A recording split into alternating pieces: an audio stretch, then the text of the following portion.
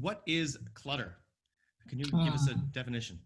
My definition of clutter is unmade decisions. Mm-hmm. Unmade decisions. And this is why it's can be so overwhelming for some because it goes on for so long. The other part of it is clutter is the physical manifestation of what's not working in your life or what's blocked in your life. Mm-hmm. All right. I love that. That's what I was looking for. And I love that, how you put that. It's a very clear and something you can work with. What are some examples of unmade decisions when you say that?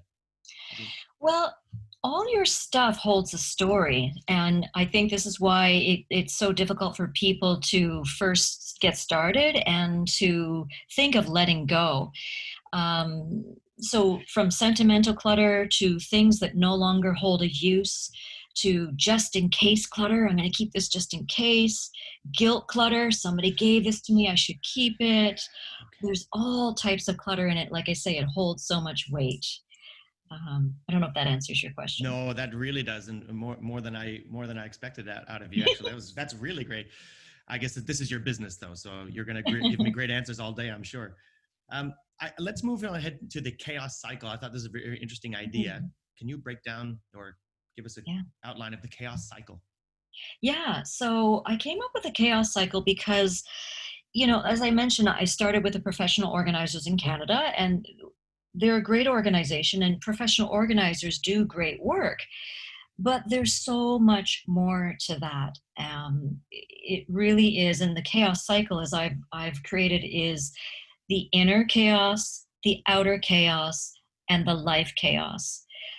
So with professional organizers, mostly we come in a team, we set up shelves, we bring in bins, we label everything, and you keep almost everything.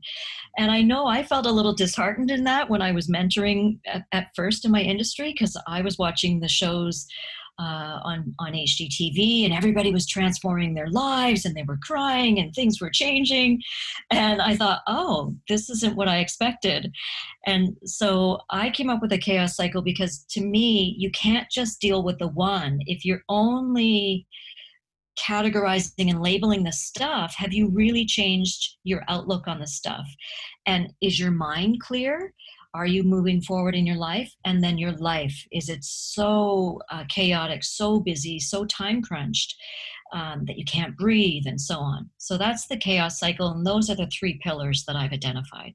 The three pillars. That's mind chaos, physical chaos, and life chaos. Is that right? Chaos cycle becomes space for grace. And I just like the sound of that. It just speaks to me, the idea of, yeah, that's what I want to feel, grace. I want to feel calm and grace in my home, in my space. So what, but you took it a little further. You made an acronym out of it, GRACE. Can you break down that acronym for us, maybe? Yeah, so Space for Grace is actually my signature course, and I love the name as well, and a lot of people ask me about it. So GRACE is the acronym. G is going within, and that's where I alluded to earlier. Is we have to come up with your why, your goal, otherwise you're not going to make it through. So going within, it brings in meditation and stuff too. R is release, but not just release. Release without fear. Release. Release both the emotion and the physical clutter. Okay. A is align. So align with your goals. And when we're actually physically sorting stuff, we have to sort and like with like, and things get aligned. So there's always a mental and a physical component. So A is align. C, we've talked about, is cultivate new habits and let go of the old so that you can keep this up. Because it's one thing to finally get organized. It's another thing to then be an organized person. And that's my hope for people. And then eventually E is embody, embrace, and empower.